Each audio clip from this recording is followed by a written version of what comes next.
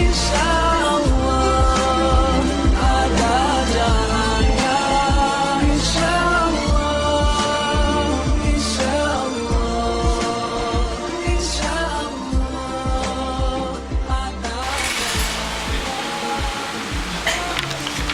Assalamualaikum warahmatullahi wabarakatuh. A'udzu billahi samil alim minasyaitonir rajim. Bismillahirrahmanirrahim. Alhamdulillahi rabbil alamin wa bihi nasta'in ala umuri waddin wal aqibatil muttaqin. Wassalatu wassalamu ala sayyidina Muhammadin nabil amin wa ala alihi wa sahbihi atkharil ajma'in. Subhanaka la ilma lana illa ma 'allamtana innaka antal alimul hakim. Rabbi shrah li sadri wa yassir amri wahlul 'uqdatam min lisani yafqahu qawli. Allahumma faqihna fid din wa ta'wi bil ilmi. Raditu billahi rabba wa bil islami dina wa bi Muhammadin nabi wa rasulah. Rabbi yassir wa la tu'asir. Rabbi yasir wa la tu'asir. Rabbi yasir wa la tu'asir. Wa atmim lana nurana bil khair ya rabbal alamin. Amma ba'd. Tuan-tuan dan puan-puan yang dirahmati Allah sekalian, alhamdulillah, kesyukuran utama kita berikan kepada Allah Subhanahu wa taala di atas kurniaan nikmat Islam dan iman ini. Diberikan kita taufik, hidayah dan inayahnya sampai kita dalam majlis ilmu yang besar maknanya dalam kehidupan kita. Dengan ilmulah kita dapat menjalankan amal ibadah, kerana kalau kita beramal tanpa ilmu, bermakna kita menjalankan ibadah itu dengan sia-sia. Kata pepatah Arab, al-ilmu bila amalin kasajarin bila samarin. Ilmu yang tidak diamalkan, amalan yang tidak ada ilmu seperti pokok yang tidak berbuah. Kasajarin bila samarin. Ada pokok tapi tak ada buah. Kalau kita baca Quran tapi kita tak amalkan, dia seperti pokok yang berbunga. Dia nampak cantik tapi tak dapat rasa, tak dapat nikmat pokok. Cuma dapat nikmat warna, nikmat pandangan mata kita. Tapi kalau kita baca Quran, kita beramal dengan dia, maka dia seperti pokok yang ada buah, yang buahnya kita boleh nikmati. Jadi begitu juga dengan ilmu yang disampaikan oleh Nabi SAW kepada para sahabat, kepada para tabi'in, pada ulama salaf, orang-orang yang menyampaikan sebelum pada kita, dan kita pula menyampaikan kepada generasi akan datang. Bermakna dia seperti pokok yang berbuah, yang dapat kita nikmat. Dan yang lebih penting, ilmu ni dia jadi syafaat kita. Di akhirat ini nanti kita dibangkitkan dengan syafaat. Syafaat maknanya pertolongan. Syafaat ni ada dua, satu syafaat kubra, satu syafaat sughra. Syafaat kubra ni lah hanya ada pada Nabi SAW. Syafaat Nabi yang diberikan kepada semua umat di akhir zaman. Semua umat Muhammad, semua manusia diberikan syafaat kubra oleh Nabi, iaitu dipercepatkan hisab di padang mahsyar. Itu syafaat kubra. Adapun syafaat sughra, syafaat kecil, itu syafaat di antara Nabi dengan orang-orang tertentu. Nabi kata, kalau barang siapa yang mengamalkan sunnahku, barang siapa yang berselawat kepadaku, nescaya aku akan berikan syafaat kepada dia di akhirat. Mana orang yang istimewa? Orang yang selalu berselawat pada Nabi, duduk-duduk selawat, dekat rumah berselawat, dekat pejabat selawat, bawa kereta berselawat. Ini pergi mana-mana bercawat. Bukan berselawat, bercawat. Tak ikut sunnah Nabi. Jadi ikut sunnah Nabi. Sunnah Nabi ni banyak. Tuan-tuan jangan ingat sunnah Nabi ni pakai jubah, pakai serban, pakai tongkat. Banyak sunnah Nabi yang kita kadang-kadang tersasul, kita terlupa kita. Cara makan Nabi, cara Nabi bergaul dengan ahli keluarganya, cara Nabi bergaul dengan para sahabat, cara Nabi gaul dengan budak-budak, kanak-kanak, cara Nabi makan, minum, cara Nabi berdakwah, cara Nabi menyampaikan tazkirah, cara Nabi memarahi para sahabat. Dia semua sunnah. Cara Nabi memerintah negara, semua sunnah. Banyak sunnah yang boleh kita buat. Sebab itulah orang yang masuk syurga, syurga ni dia ada 7, tapi pintu syurga banyak. Neraka dia ada 7, tapi pintu neraka 8 je. Maknanya Allah Ta'ala menyempitkan kita untuk masuk neraka, tetapi Allah Ta'ala meluaskan kita masuk syurga. Banyak pintu syurga. Ikut pintu mana yang kita beramal. Kalau bulan puasa besok dikata pintu Rayyan kan, pintu orang yang suka berpuasa. Kalau tuan-tuan suka puasa hari Senin, hari Khamis, puasa pada bulan Syaban akan datang. Yang Rejab ni tak ada. Ni ramai saya terima WhatsApp. Dia suruh puasa 8 hari, 7 hari. Itu tak ada. Itu hadis palsu. Bulan Rejab ni cuma Nabi kata bulan Allah. Allahumma barik lana fi Rajabin wa Sya'banin wa balighna ila Ramadan. Ya Allah, berikanlah barakah kepada kami pada bulan Rajab dan Sya'ban, dan sampaikan kami kepada bulan Ramadan. Bulan Sya'ban ni bulan Allah. Sebab tu Nabi menerima wahyu tentang solat itu pada bulan Rajab. Sebab bulan Rajab ni bulan Allah. Allah Ta'ala memberikan sesuatu yang istimewa. Solat ni satu yang istimewa. Ni yang kita bincang. Solat ni satu yang istimewa. Sebab tu Allah Ta'ala berhadapan terus pada Nabi. Yang lain semuanya Allah Ta'ala turunkan secara wahyu dalam Quran, atau mengikut hadis kursi, ataupun sunnah Nabi.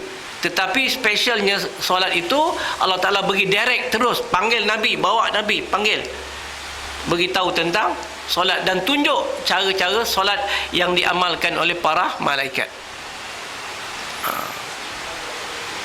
Tu bezanya di antara solat dengan amalan-amalan. Amalan lain semuanya ikut wahyu yang disampaikan oleh Jibril, tapi tidak pada solat.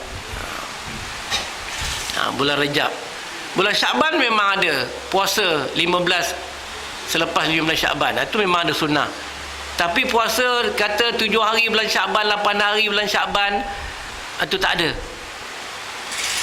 Kalau nak puasa, puasalah. Tuan-tuan nak puasa pada hari Khamis, hari Isnin pada bulan Ramadan ni, bulan Sya'ban, puasalah.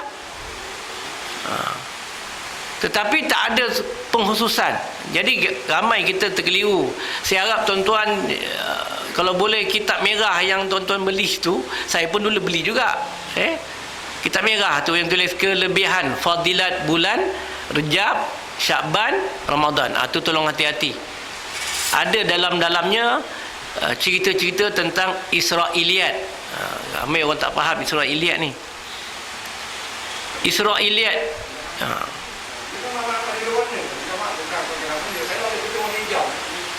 Saya tak tahulah warna hijau dia dulu warna merah. Dia tulis itu fadilat bulan Rejab, bulan Sya'ban dan bulan Ramadan. Baik, saya kata Israiliyat jana. Israiliyat ni ada dua. Satu, kalau kita nak tahu dia jenis Israiliyat, ialah cerita-cerita yang melebih-lebihkan fadilat, yang melampau, yang sampai kita tak terfikir kepada logik akal. Dapatlah 80,000, 100,000. Ialah kalau kita semayang dekat Masjidil Haram, dekat Masjidil Madinah, itu memang hadis yang sahih. Tapi ini kadang-kadang benda tu tidak boleh diterima akal. Tidak ada sanad dia. Sanad mana tak pergi. Tiba-tiba kata Nabi bersabda. Siapa yang cakap? Abu Hurairah ke, Abu Bakar ke, Ibnu Umar ke? Siapa perawinya pun? Ibnu Hajar ke, Tabrani ke, Muslim ke, Bukhari ke, tak tahu. Abu Daud ke, tak tahu. Tiba-tiba Nabi bersabda. Tu kena jaga-jaga hadis-hadis yang macam ni. Sebab dia merupakan hadis-hadis yang maudhu', hadis yang palsu. Hadis ini dia mesti ada sanad dia, mesti ada orang yang menyampaikannya. An Abi Hurairah radhiyallahu anhu qala Rasulullah sallallahu alaihi wasallam. Mana hadis tu pada Abu Hurairah, Hurairah dengar sendiri daripada Nabi. An Umar bin Khattab radhiyallahu anhu qala Rasulullah. Umar sendiri dengar. Boleh hadis tu sahih, hasan, mutawatir. Kalau ada kelemahan pun dhaif ini boleh pakai. Tapi tak ada dia punya sanad lain. Kalau kata daripada Abu Hurairah, kemudian daripada sahabat ini, itu memang cantik. Tapi jangan tiba-tiba Nabi telah bersabda mafhumnya. Ini bahaya. Jadi jaga-jaga tentang hadis-hadis yang begini. Jadi kita kena lihat kepentingan ilmu itu. Jadi dengan ilmu itulah menyebabkan kita akan diberi syafaat. Ilmu tadi, syafaat tadi, Rasulullah banyak syafaat individu. Lepas tu syafaat di antara ahli keluarga kita, suami dengan isteri, isteri dengan suami, bapa dengan anak, anak dengan bapa, mak dengan anak, anak dengan mak. Dia ada syafaat dia. Dengan kawan-kawan, guru dengan murid, saya dengan tuan-tuan, tuan-tuan dengan saya, ada syafaat. Makna kalau saya mengajar, ada murid di sini, maka saya boleh beri syafaat kepada tuan-tuan. Kalau ada katalah masalah ke akhirat besok, maka katakanlah saya yang mengajar, tuan-tuan ambil daripada saya, maka sayalah yang akan menjadi syafaat kepada tuan-tuan. Begitu juga tuan-tuan beri syafaat kepada saya. Tuan-tuan hadir kuliah saya pula ada masalah, maka saya minta syafaat daripada tuan-tuan supaya melepaskan saya daripada perkara-perkara azab daripada Allah Ta'ala. Tu pentingnya kita berkawan, pentingnya kita berguru. Tapi kalau kita tak ada berguru, tak belajar, pergi sekolah lain. Menghadap guru tak sama dengan menghadap guru kat sekolah. Kat sekolah tu dia menghadap dengan cara dipaksa. Yang ini sunnah Nabi. Tuan-tuan mengikut sunnah Nabi, saya pun mengikut sunnah Nabi. Datang sini maknanya dengan keikhlasan kita, macam orang dulu-dulu belajar dekat pondok kan, jalan kaki. Kalau tu tumpang kereta lembu, saya ingat lagi tunggu saya, dia cerita macam mana pergi Kelantan belajar dengan Tok Kenali. Jalan kaki pergi Kelantan, sampai separuh jalan jumpa kereta lembu, tumpang kereta lembu, tumpang basikal orang. Tu tahun 1890-an. Bayangkan tu. Dulu mana ada jalan raya? Kereta api pun daripada Port Well ke Taiping, Kuala Sepatang, tempat makan mi udang. Jalan kaki balik. Sebab tu ilmu terjadi barakah. Sebab kita dengan ikhlas kita. Sekarang ni kenapa ilmu tak dibarakah? Sebab kita paksa. Bila dipaksa, barakah dia kurang. Bukanlah saya nak bodik tuan-tuan, kata baguslah ustaz kata aku ni. Makna memang begitu, sunnahnya begitu. Para sahabat begitu, bila Nabi dia duduk lepas dia solat, semua berkumpul dengan Nabi. Kalau Nabi berada di tempat di bawah pokok sampai dikatakan daun-daun bergugur di atas kepala para sahabat, mana betapa rapatnya. Cuma yang ni tak ikut sunnah sikit. Ni nak beri air. Cuma yang ni kurang sunnah sikit lah, duduk jauh-jauh. Tapi lebih baik daripada duduk jauh-jauh sana. Nasib baiklah ada mikrofon ni, boleh kat dengar. Sebab dia kata, ustaz kata dulu 5 perkara orang yang berilmu ni. Pertama, qad aliman, jadilah kamu aliman, orang yang mengajar. Jadi ulama lah, mengajar lah. Kalau tak boleh mengajar, qad muta'al, kun muta'alliman, jadilah orang yang belajar. Tuan-tuan jadi orang belajar. Kalau tak boleh belajar macam mana belajar? Belajar macam cikgu ni lah. Dia bawa kitab, buku, duduk menghadap, ada bolpen, tu belajar. Kalau tak boleh belajar macam tu, jadilah yang ketiga, iaitu orang yang mutamasi'an, mendengar. Tuan-tuan lah, taraf nombor 3 ni. Kalau tak boleh belajar, tak boleh dengar pun tak boleh duduk kat sini, jadilah orang yang mujalisan, orang yang hadir dalam majlis ilmu ni, hadir. Duduk ini, hadir kat mana-mana, tak kira dia hadir lah. Tapi jangan jadi kun hamisan, jadi jangan jadi orang kelima, iaitu ghadaban ilman, orang yang benci kepada ilmu. Dia tengok je lah, aku dah tahu dah apa ustaz kena ajar dia. Tapi bila tanya, saya pernah saya dah ingat, saya dah cerita kat sini, saya pernah ada. Dia kata, ustaz saya bukan tak nak pergi ini, kata yang mengajar tu banyak mengajar benda yang sama. Lepas tu saya pun buat lupa. Aku lupalah ada satu semayang dia ada berapa kaifiat berapa kaifiat semayang? Dia tak tahu. Jangan kau kata kau tahu. Kaifiat semayang kita belajar kan, 3 kaifiat. Rukun, sunat hay'ah, sunat aba'ah. 3. Itu pun dia tak tahu. Jadi temberang tadi. Kau main lagi temberang. Janganlah kita. Yang ilmu ni bukannya untuk kita untuk kita kata kita hebat. Ilmu ni sebagai satu titik permulaan untuk kita menjalankan ibadah. Itu mukadimah, sebulan dah tak ngajar. Ni gindu rasanya. Kita cakap kena lebih sikit mukadimah. Jadi pada kuliah-kuliah yang lalu saya dah terangkan tentang solat itu kesempurnaan solat. Tajuk dia kesempurnaan solat. Solat itu mesti ada junnah, ada dia punya benteng dia, penjagaan dia, iaitu waktu sebelum sembahyang, waktu solat dan juga selepas solat. Yang saya dah terangkan 2, iaitu sebelum solat kan, jaga kebersihan, jaga wudu, ingat tu kan. Lepas tu waktu solat kita khusyuknya kita, menjaga waktu kita. Dan hari ini kita akan bincangkan tentang pelaksanaan selepas solat. Al-junnatu ba'da solah, benteng selepas solat itu didirikan. Solat wajib lah. Mana lepas kita semayang subuh, lepas kita semayang zuhur, asar, maghrib, isyak, apa yang perlu kita laksanakan untuk kita membenteng kita punya solat, supaya solat kita ini tak bocor. Kalau bocor, kita dapat cover, kita dapat tutup dengan amalan-amalan selepas solat.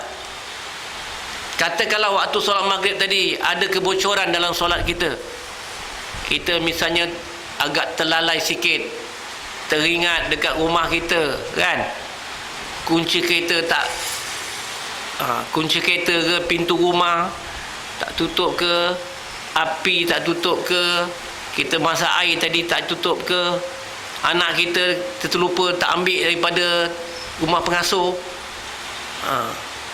Jadi banyak gangguan. Jadi bagaimana cara kita nak menutup kebocoran itu? Iaitu kita melaksanakan amalan-amalan sunat selepas kita mendirikan solat fardu itu. Baik. Sebab Nabi kata daripada Abu Hurairah radhiyallahu an, as-salatu ila salat kafaratun lima bainahuma idza tanabil kaba'is. Antara salat dengan salat itu dia merupakan menjadi satu tebusan dosa. Kafarah. Antara solat maghrib dengan isyak ni, antara ni dia menjadi kafaratun, menjadi kafarah, menjadi penebusan dosa. Di antara keduanya, sehingga dijauhi daripada dosa-dosa yang besar. Maknanya Kalau dosa besar tu di antara kita dengan Allah, tapi dosa-dosa kecil itu di antara waktu solat dengan waktu solat. Sama juga di antara Jumaat dengan Jumaat, di antara Ramadan ini dengan Ramadan yang akan datang. Diampunkan dosa-dosa yang berkaitan lah. Di antara umrah sekarang dengan umrah yang akan datang. Sebab tu kita bila nak buat umrah, kita mesti ada niat buat umrah pada akan datang. Kalau kita buat haji itu juga kita ada niat nak pergi haji, walaupun kita mungkin tak mungkin lah, sebab orang yang kemudian ni pun 42 tahun nak menunggu. Siapa daftar tahun ni, tahun 2015, dia boleh pergi tahun 2052. Berapa tahun tu? Siapa daftar tahun ni? Ada daftar tahun ni? Tahun 82, 2082. Ada ke tidak lagi tu? Tapi tu dia segi sistemnya, tapi dari segi pelaksanaan tak mungkin gitu. Saya dulu begitu juga. Saya daftar, saya patutnya pergi pada tahun 2017. Patutnya giliran saya 2017. Tapi saya dapat pergi 2008. Daftar tahun masa tu tahun 2002. 15 tahun. Masa tu saya 15 tahun. Sekarang ni dah 40 tahun. Sebab bagi ramai orang. Kemudian Arab Saudi pula mengetatkan dia punya kemasukan ke ni, ke Masjidil Haram. Buat terlalu ramai. Sebab sekarang ni pun tak siap lagi.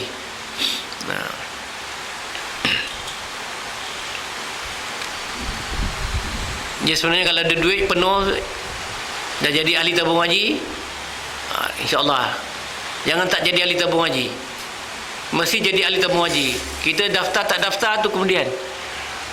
Dia tengok kita saya dah jadi ahli tabung haji. Bila saya jadi ahli tabung haji, bermakna saya memang ada niat nak pergi haji. Cakap dengan begitu. Jadi boskan cukup duit. Kalau saya daftar pun saya tak cukup duit, tak guna juga ada. Tapi saya dah jadi ahli tabung haji lama dah kata. Ni bukti dia, bawa buku tu, tunjuk. Saya buat begitulah. Dia tahun 82 saya jadi ahli tabung haji, saya kata. Takkanlah saya tak boleh pergi haji. Kata okey lah, boleh lah. Tapi pergi ke Lumpur, jangan pergi Melaka. Pergi ke Lumpur pun kena jumpa orang tertentu. Bukan boleh pergi gebak-gebak macam tu je. Kena ketuk pintu, Assalamualaikum Tuan, Datuk. Buat muka sedih sikit. Pandai-pandai lah. Kan? InsyaAllah.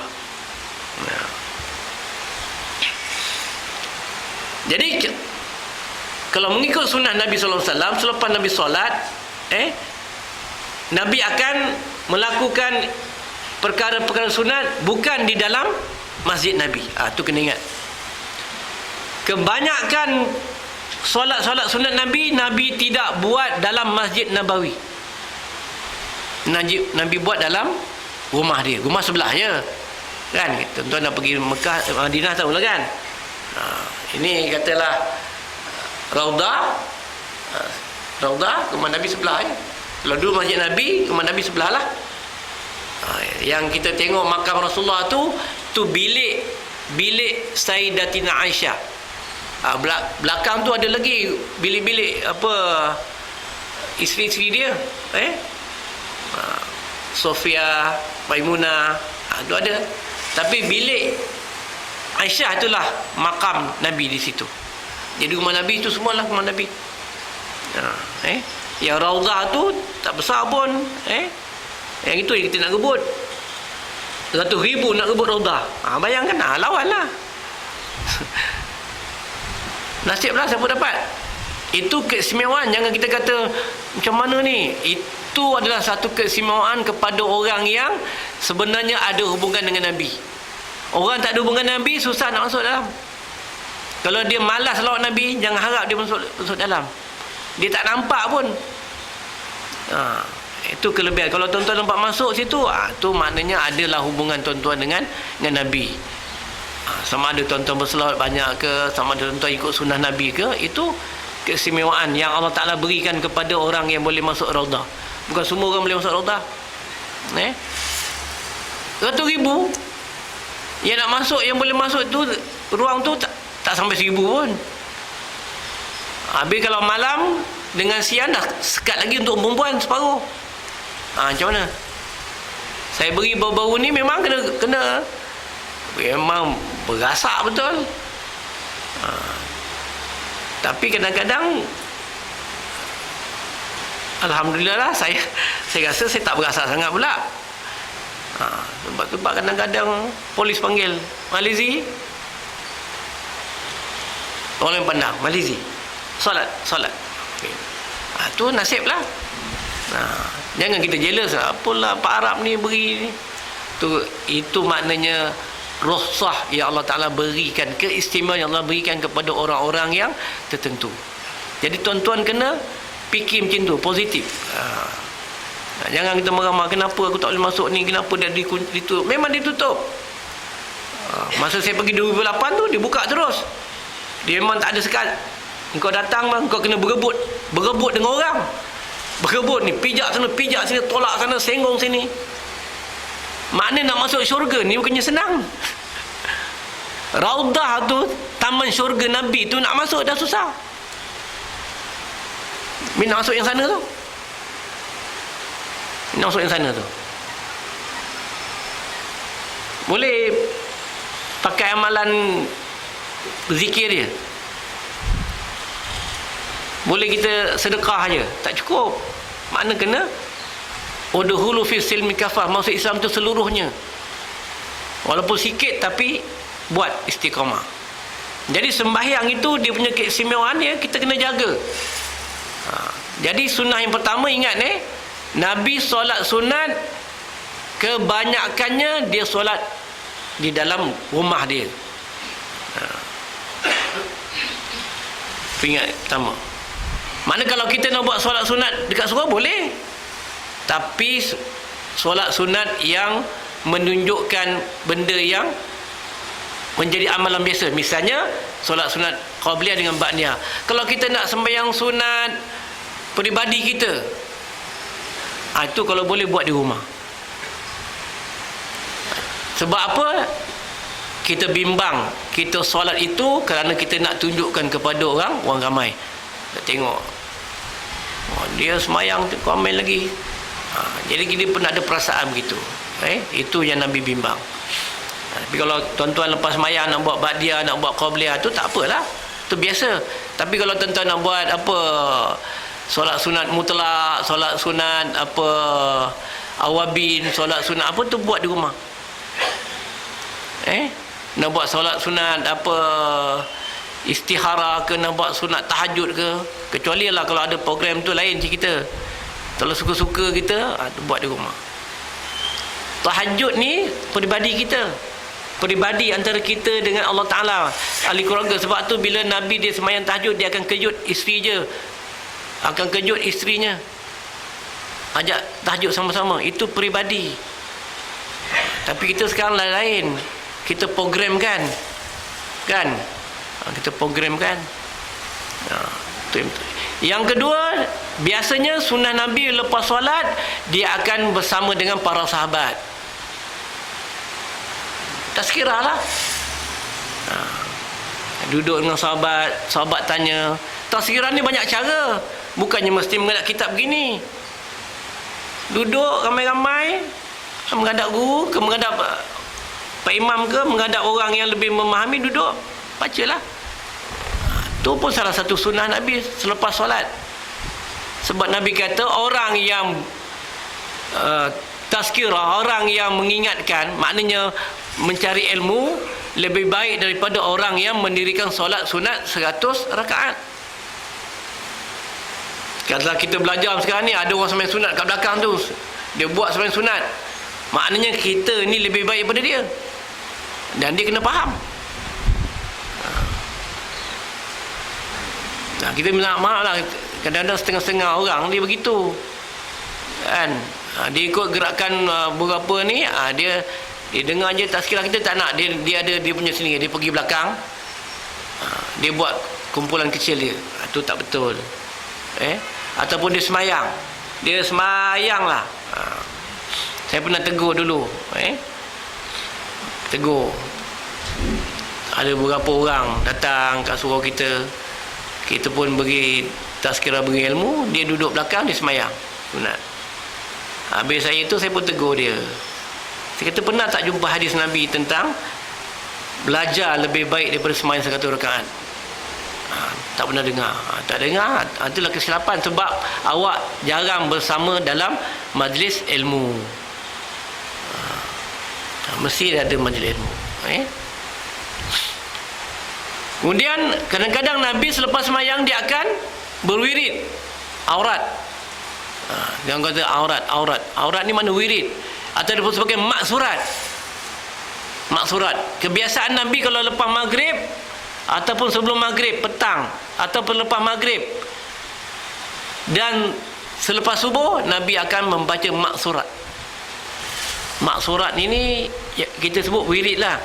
Maksurat ni ada dua lah. Satu maksurat sughra, satu maksurat kubra. Satu kecil, satu besar. Yang kecil yang biasa kita buat. Mula daripada istighfar. Terbanyakkan istighfar. Astaghfirullahalazim, astaghfirullahalazim, astaghfirullahalazim. Nabi beristighfar satu hari berapa kali? Nabi beristighfar satu hari 100 kali. Nabi yang maksum, Nabi bertaubat satu hari 70 kali. Istighfar 100 kali, bertaubat 70 kali. Kita satu hari berapa kali kita beristighfar dengan bertaubat? Astaghfirullahalazim alladzi la ilaha illa huwal hayyul qayyum wa atubu ilaih. Kita istighfar berapa kali? Maghrib tadi berapa kali? 3 kali. Katalah 3 kali. 5 kali semayang? 15 kali. Boleh 15 kali. Nabi 100 kali. Nabi maksum. Bukannya bertaubat lagi. Nabi apa yang nak bertaubat? Sebab dia bersih. Tapi Nabi rasa dia perlu ada sifat qanaah itu dengan Allah Subhanahu Wa Taala. Jadi biasanya maksurat Nabi begitu. Nabi akan beristighfar. Sama ada kita nak buat secara berjemaah ataupun nak buat sendiri-sendiri, itu hak tuan-tuan. Ada kata ramai-ramai ni tak ikut sunnah Nabi. Tidak. Nabi buat, cuma Nabi tak kuatkan suara. Kita rasa perlulah kita beramai-ramai supaya menaikkan kita punya semangat dan peringatan. Sebab tu kalau kita berpegang pada Syafi'i begitulah. Tapi kalau tuan-tuan nak ikut macam perlis kan, lepas semayang masing-masing buat hal, tak apa. Yang penting dia menjaga aurat itu, berwirid itu, dia memagar semayang dia. Kalau orang kata lepas semayang dia cabut lari, itu tidak ikut sunnah Nabi. Kalau siapa semayang cabut lari, tak ikut sunnah Nabi. Kalau dia kata Nabi lepas semayang tak buat, itu tipu. Jangan melakukan fitnah kepada Rasulullah sallallahu alaihi wasallam. Nabi dia buat. Kadang-kadang Nabi dia akan bangun, dia berjalan-jalan. Itu dipanggil raudah tu. Macam mana raudah Nabi boleh besar? Maknanya Nabi berjalan keliling itu. Dan sahabat-sahabat perhatikan tingkah laku Nabi. Lepas Nabi solat, Nabi suka berjalan kat raudah tu, jalan sana, jalan. Sambil tu Nabi akan berwirid. Itu cara Nabi. Sebab tu dia panggil raudah. Tempat taman Nabi, tempat Nabi apa? Melakukan ibadah. Ibadah ni bukan jadi solat saja di situ. Kalau solat je Nabi kat mihrab tu. Tapi kenapa dia panggil raudah? Raudah tu makna tempat Nabi melakukan ibadah dia. Dia berjalan, dia bergerak sepanjang dalam kawasan itu. Tu dia panggil raudah. Tapak-tapak Nabi berada di situlah dengan cara yang boleh mudah. Tapi dalam masjid, di dalam masjid tak dipanggil raudah. Tapi dalam masjid itulah Nabi selalu bergerak di situ. Jadi para sahabat akhir sahabat tanya, "Ya Rasulullah, kenapa kami lihat engkau selalu bergerak di dalam kawasan ini?" Maka Nabi kata, itulah raudah. Jannatul raudah. Tempat taman-taman syurga bermula daripada tempat ini. Sebab tu kita nak masuk raudah tu.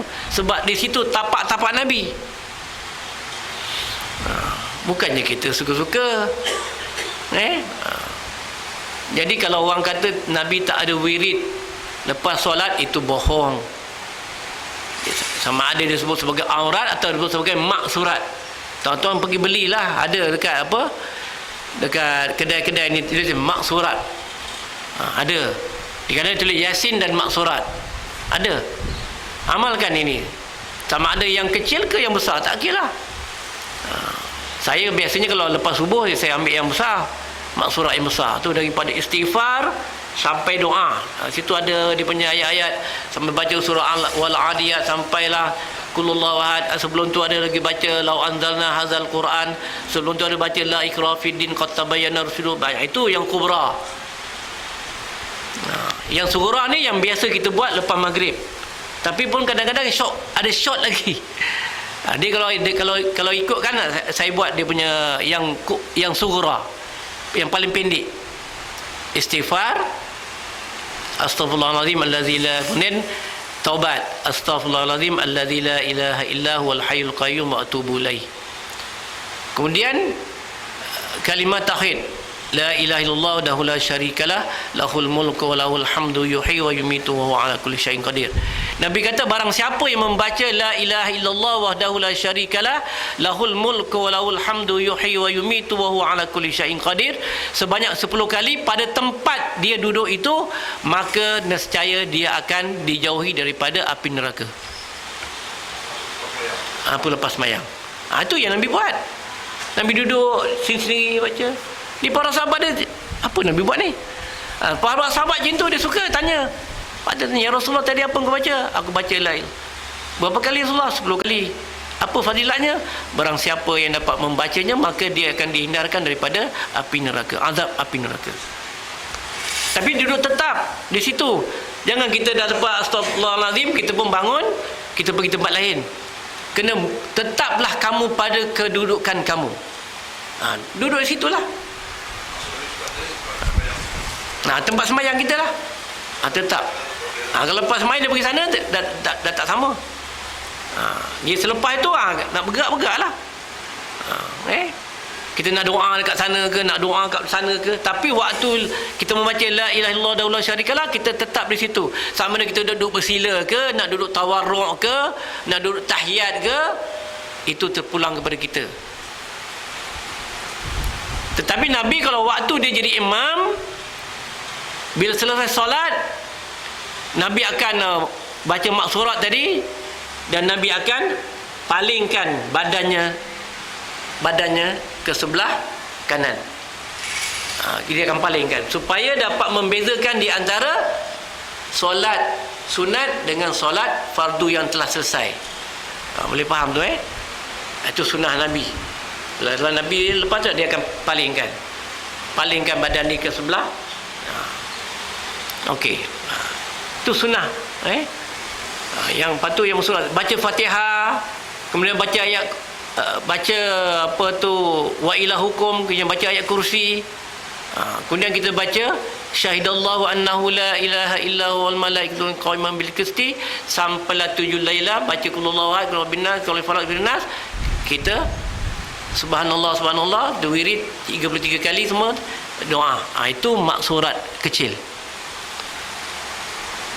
Tapi jarang kita buat. Sebab maghrib tu waktu pendek, maksurat kecil tu sesuai lah waktu maghrib. Tapi kalau boleh baca lagi panjang, maksurat apa kubra, itu lagi bagus. Dapat lepas subuh tak ada kita nak buat apa pun, kan? Lepas hari Sabtu Ahad cuti, kan? Lepas subuh pun tak ada, diharamkan kita sembahyang, kan? Sembahyang sunat. Jadi kita boleh wirid panjang lah, ikutlah sunat Nabi. Kenapa kita nak mesti tergopoh gapah? Baca. Kalau solat subuh, Nabi kata hendaklah kamu memanjangkan tempat duduk kamu. Maknanya lepas sembahyang kita duduk panjang lama, duduk lama Nabi kata. Dan kamu membacalah maksurat atau membaca Al-Quran. Baca Quran, baca maksurat, baca Quran ke, ataupun kamu membaca kalimat tauhid. Kalimat tauhid apa dia? Beratiblah la ilaha illallah. Tahlil, bertahlil. Baca, buat tahlil untuk mak bapak kita, sehinggalah kamu terbit matahari kamu sembahyang sunat 2 rakaat. Lama lamalah. Tapi kalau cuti boleh buat. Saya dah pencen, bolehlah buat. Ustaz action lah dah pencen. Tak apalah. Yang rasa dia ada masa nak buat, dia buat. Maknanya Rasulullah memberi kita pilihan. Kau nak buat yang kecil ke, nak buat yang besar ke, nak buat yang macam ni, pulang pada kau lah. Nampak tak? Islam tu sangat cantik. Nabi itu bijaksana. Nabi dia tidak wajibkan. Kalau Nabi buat satu yang dia berwajibkan, berat. Sebab Nabi tahu perasaan manusia. Engkau boleh buat pendek, engkau nak buat pendek, engkau ada masalah, engkau buat macam ni. Kalau engkau rasa ni, kau buat begini. Kalau rasa engkau nak bersia-sia lepas subuh, lalu kat masjid Kili Surau ni, jalan-jalan, boleh. Ikut sunnah Nabi juga. Cuma kalau kat Raudah tu, pahalanya lebih lah. Itu cara kita junnah, buat benteng selepas kita solat. Dan yang ketiga, yang terakhir, bila kita selepas solat, apa-apa solat, ialah kita mendirikan solat-solat sunat. Solat-solat sunat inilah yang menutup kebocoran solat fardu tadi. Kalau kita lepas sembahyang Jumaat, kita sembahyang sunat Jumaat selepasnya, ba'diyah. Kalau kita sembahyang maghrib ni tadi, kita buat sembahyang sunat maghrib, supaya sembahyang sunat tadi dapat menutup kebocoran yang berlaku pada sembahyang fardu tadi. Itu pentingnya kita sembahyang sunat. Yang sunat ba'diyah. Tapi kalau maghrib dia ada qabliyah, ada ba'diyah. Tapi qabliyah itu dipanggil rawatib, bukan muakkad. Yang lepas maghrib tadi muakkad. Yang sebelum maghrib itu rawatib, mengiring saja. Tak buat tak apa. Tapi kalau lepas maghrib itu muakkad, dituntut. Isyak, sebelum isyak muakkad, dituntut. Lepas isyak dituntut. Subuh, solat sunat subuh tak ada. Kalau kita sembahyang sunat subuh, kita tak perlu sebut qabliyah. Sebab kalau sebut qabliyah, dia mesti ada ba'diyah. Lepas subuh tak ada ba'diyah. Jadi kita kata usalli sunatan subhi raka'ataini lillahi ta'ala. Itu saja. Kalau kita sembahyang qasar, sembahyang jamak, tak perlu buat sembahyang sunat qabliyah ba'diyah. Sebab kalau kita jamak asar ke dalam zuhur, yang asar tu tak boleh buat qabliyah dia. Sebab kita dah jamak dalam waktu zuhur. Jadi tak timbul sembahyang sunat di situ. Ataupun maghrib dan isyak, tidak timbul sembahyang sunat lagi. Sebab apa? Kita dah jamakkan kedua-duanya waktu itu. Kalau ada orang buat juga sembahyang sunat selepas maghrib, dia dah jamak isyak, mana tak tepatlah dia punya perlakuan solat dia. Tu kena faham tentang makna ba'diyah dengan qabliyah. Qabliyah ni makna sebelum, ba'diyah selepas. Tapi kalau kita dah buat jamak waktu tu, macam mana kita nak buat ba'diyah? Sebab kita telah masukkan solat isyak jamak takdim. Tak boleh. Jadi kena faham. Kalau kita nak buat sembahyang sunat lepas isyak, tak boleh juga, sebab dia waktu maghrib. Tu kena faham juga. Jadi kita kena jaga kita punya solat fardu dengan kita mengiringi solat kita dengan solat-solat sunat. Baik sunat zuhur ke asar sebelum, usalli sunatan asri. Jangan sebut usalli sunatan asri qabliyah. Sebab selepas asar tak ada lagi sembahyang. Jadi sembahyang sunat asar dengan sembahyang sunat subuh. Dia tak ada lagi qabliyah ba'diyah. Tapi yang lain tu ada qabliyah, ada ba'diyah. Tu kena faham. Jadi kita pagar kita punya sembahyang dengan sembahyang sunat, supaya dia mengukuhkan sembahyang fardu. Barulah sembahyang kita dikatakan sembahyang yang sempurna. Barulah sembahyang itu inna solata tansa anil fahsya'i wal munkar. Barulah sembahyang itu dia boleh cegah kita daripada perbuatan keji dan mungkar. Sebab kita sempurna, kita jaga solat kita. Tapi kalau kita tak jaga solat kita tadi, Sebelum semayang pun tak jaga, waktu semayang tak jaga, lepas semayang berlebush. Lepas tu tikam ekor. Kan? Sebab apa? Sebab kita tak, semayang kita tak sempurna. Jadi kehebatan solat itu di situ. Solat tu hebat sebab dia boleh cegah kita daripada perbuatan keji dan mungkar. Itu hebatnya solat. Tidak ada dalam ayat-ayat lain yang Allah Ta'ala sebut boleh cegah perbuatan keji dan mungkar melainkan dalam amalan solat. Kalau orang bagi sedekah, belum tentu lagi dia boleh cegah diri dia daripada amalan keji dan mungkar. Sebab orang macam haji bakhil kan, ini 1,000 duit saya, dia dapat mungkar, dia riak. Nampak?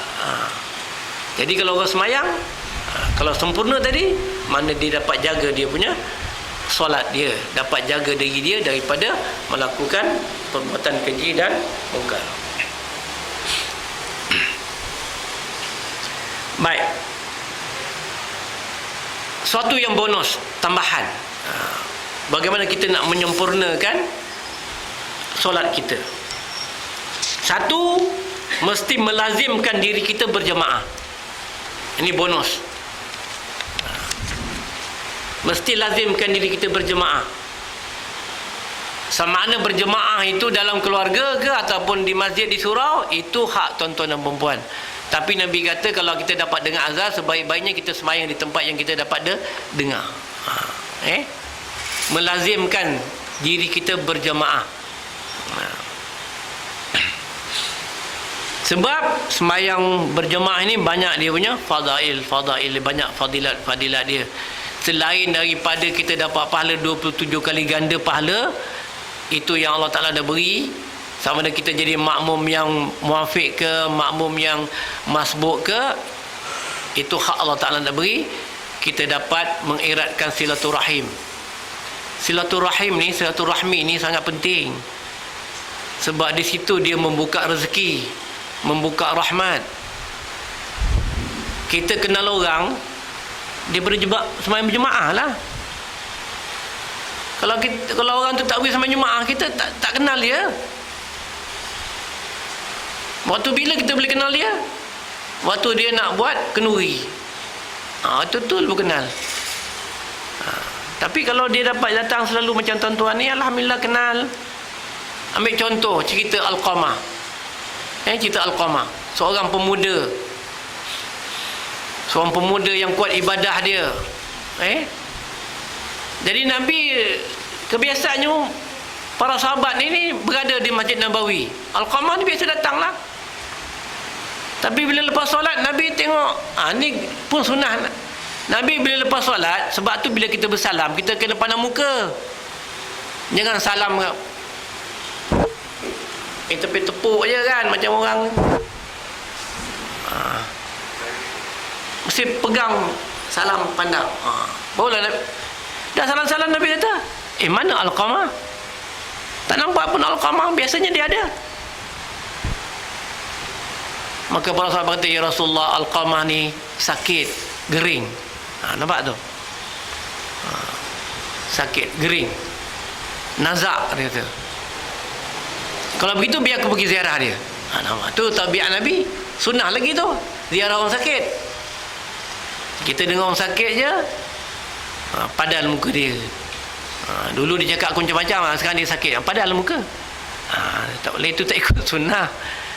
Mendoakan, sebut. Kalau orang sakit, orang mati, sebut apa? Inna lillahi wa inna ilaihi raji'un. Sebutlah. Sekarang ni alhamdulillah orang ramai dah faham dah. Dulu kalau tahun-tahun 80-an, 90-an, awal 2000, sebut itu mati ke? Sebut mati, bila sebut mati, kalau sebut sakit, innalillah, kau ni niat kau nak mati ke? Kepahaman orang tu, dia tak pasal tak pergi kuliah. Kalau dia pergi kuliah, dia tahulah. Allazina iza asaba musibatun qalu inna lillahi wa inna ilaihi raji'un. Apabila kamu ditimpa musibah, asabaka. Asabaka tu bukannya mati. Allah Ta'ala tak sebut allazina iza apa tu, apabila kamu ditimpa maut, tak sebut. Mata tak sebut, Nabi sebut, Allah Ta'ala sebut apabila kamu ditimpa musibah, maka berkatalah inna lillahi wa inna ilaihi raji'un. Nabi pergi ziarah. Itu sunnah Nabi. Makna kalau lepas solat, kalau ada benda macam tu, kita ramai-ramai lah pergi tengok sekejap. Itu sunnah. Memperkukuhkan persaudaraan silaturahim. Itu bonus kita dalam solat. Berjemaah, jaga silaturahim. Pergi tengok Nabi, tengok betul Alqamah nak keluar dia punya nyawa.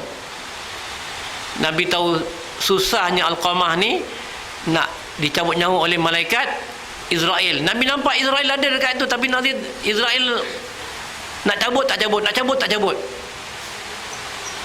Jadi payah. Nabi boleh lihat malaikat Israel dalam keadaan kepayahan, dia nak cabut Alqamah ni punya nyawa. Sebab Alqamah ni budak baik, tapi dia ada masalah dengan ibu dia. Nabi tahu ni ada masalah ni. Lalu Nabi berkatalah kepada ibu dia,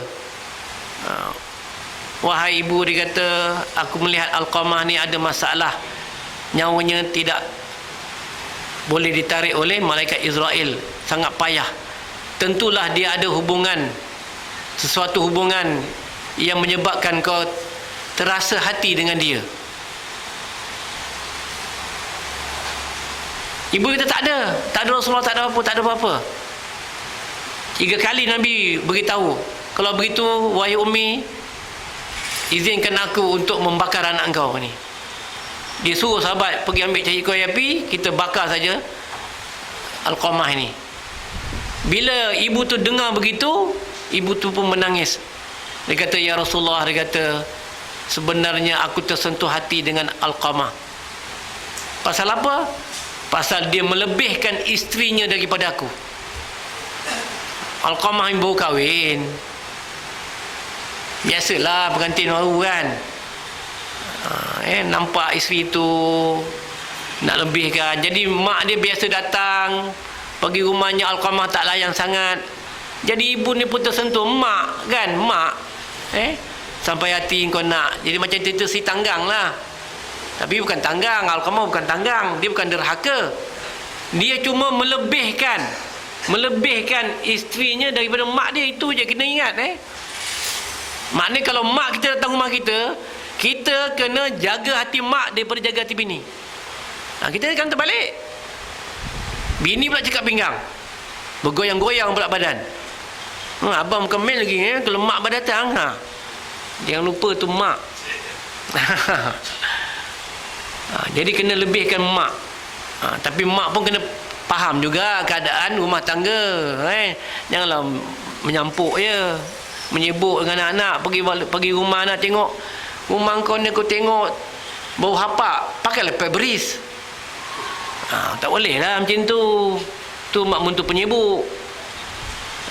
Pergi dapur, tengok kau punya periuk ni, aku tengok ni periuk pesen lama ni, zaman India dulu ni, belilah periuk baru. Tu tak boleh mengacau rumah tangga. Anak-anak ni ada dia taste dia sendiri. Rumah kau ni aku tengok macam ni, cuba kau buat rumah macam ni. Tak sama taste anak dengan taste mak bapak. Pun kena faham.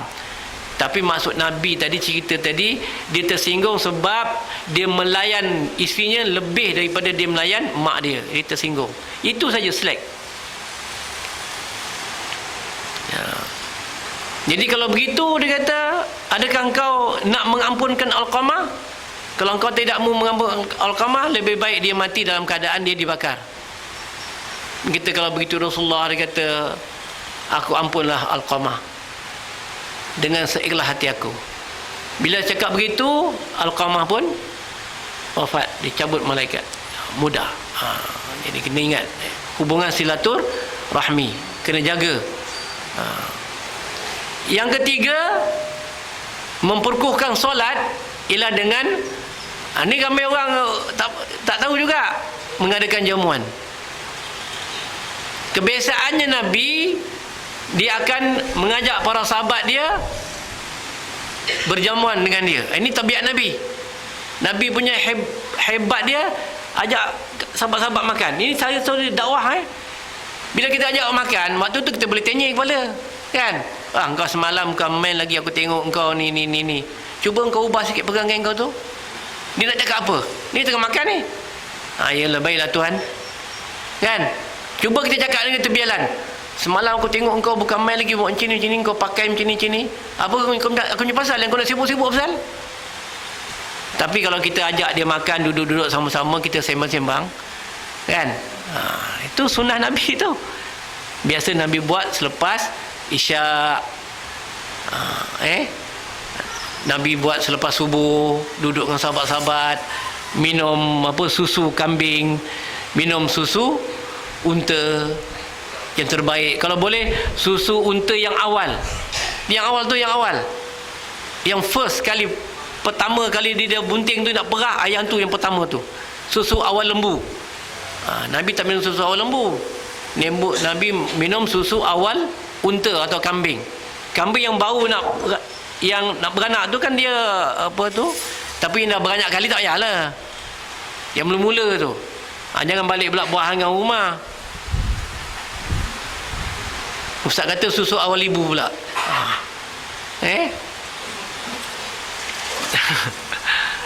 Jadi yang tu Nabi buat biasanya lepas subuh. Nabi duduk-duduk dengan sahabat, santai-santai. Sambil tu Nabi keluarlah hadis-hadis, Nabi cakap. Nampak tak? Jadi begitu kita. Tapi kita jarang ambil sunnah ni kan. Lepas semayang pun kita belah. Duduk-duduk kan. Duduk-duduk minum teh sikit. Jadi sambil tu kita dapat tazkirah, dapat bincang. Janganlah ambil duduk kedai kopi, jawapannya tengok wrestling lah, Smackdown lah. Jadi itu bukan sunnah. Sunnah Nabi begitu. Lepas dia semayang, Nabi akan duduk dengan sahabat, makan. Mana makan yang tak habis kalau dia berbuka puasa? Orang kita panggil mentong Mentong ke more? Itu Jawa. Sama lah tu, more dengan mentong Jawa lah. Kalau kita lepas makanan yang tu, Nabi akan habiskan. Itu sifat-sifat yang ada pada Rasulullah SAW. Bagaimana dia menjaga solat tu begitu. Itu bonus. Mula kita rasa seronok pergi semayang. Kita rasa seronok. Best lah pergi surau, pergi masjid, seronok. Kan? Tapi kalau kita pergi masjid, pergi buat tadarus, asyik kena marah je. Tak kuasa aku belajar pergi tadarus, asyik kena marah je. Yang orang ni beri kerja Sod memang je sat minas solihin salihin sod 2-3 hari lah. Lepas tu dia belah lah. Dah tentu ni faham je lah. Mana yang boleh tegur, tak boleh tegur tu biarlah dia jalan, kan? Jangan kita beraya-raya. Kalau waktu budak-budak ni bolehlah kita tegur, sebab lidah dia lembut. Lidah kita dah keras. Habis Ustaz, sahabat-sahabat Nabi tu yang dah tutup boleh? Itu ada yang Arab, bengong. Kau ni Melayu. Kadang-kadang terlupa pula kan. Dia cakap, tanya Ustaz, habis yang sahabat-sahabat Nabi Umar umur berapa masuk Islam, tapi boleh baca Quran, yang lain-lain semua? Dia tu Arab lah. Dah bahasa dia. Yang kita ni Melayu. Lidah Melayu. Alif, be, te, se, jim, he, ha. Kita belajar dulu kan. Saya dulu mengaji gitulah. Alif, be, te, se, jim. Bila saya pergi belajar kat luar baru alif, ba, ta. Sebutan alif, ba, ta ni bukan alif, ba, ta. Alif, ba, ta, sa. Itu hijaiyah dia. Sebab tu kalau kita nak mengajar ikut sistem Iqra' tu bagus. A, ba, ta, sa, ja, ha, kha. Kita perkenalkan bunyi dulu, huruf kemudian. Kita sistem Baghdad, sistem Imlak. Kita ajar huruf dulu, kenal huruf. Alif, ba, ta, sa. Jadi confuse, susah. Kita perkenalkan bunyi, sebab budak suka bunyi. Kita suka bunyi, kan? A, ba, ta, sa, ja, ha. Kalau panjang a, ba, ta, jadi dipandang. Tapi kalau untuk orang yang tak berapa nampak, tak sesuai. Sistem Baghdadi pula sesuai. Jadi terpulang pada kita cara kan. Kalau kita baca Quran, banyak dia punya kaedah, tak nak saja. Itu di antara bonus kita menjaga solat kita berjamaah. Pertama berjamaah, yang kedua jaga silaturahmi, satu rahim, yang ketiga berjamuan. Itu bonus. Barulah sembahyang kita dikatakan terjaga, rasa seronok, rasa nak kita selalu pergi mendirikan solat. Sebab kita ada bonus kat situ. Sehingga setakat itulah minggu ni, InsyaAllah kita pun dah tamat tentang kesempurnaan solat. Jadi akan datang kita masuk tajuk yang baru berkenaan dengan taharah, bab kebersihan, balik kepada kitab asal kita. Aqulu qawli hadza wa astaghfirullah li wa lakum wa lisairil muslimina wal muslimat innahu ghafurur rahim. Subhanakallahumma wa bihamdika asyhadu an la ilaha illa anta wa astaghfiruka wa atubu ilaik. Bismillahirrahmanirrahim.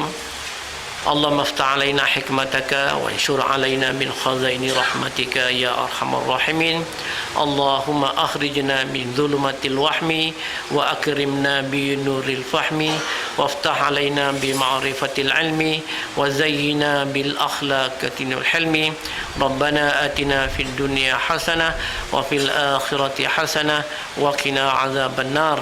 وصلى الله على سيدنا محمد النبي الأمي وعلى آله وصحبه وبارك الله وسلم والحمد لله رب العالمين. بارك الله بارك الله بارك الله بارك الله بارك الله لكم ولنا بارك الله لكم ولنا.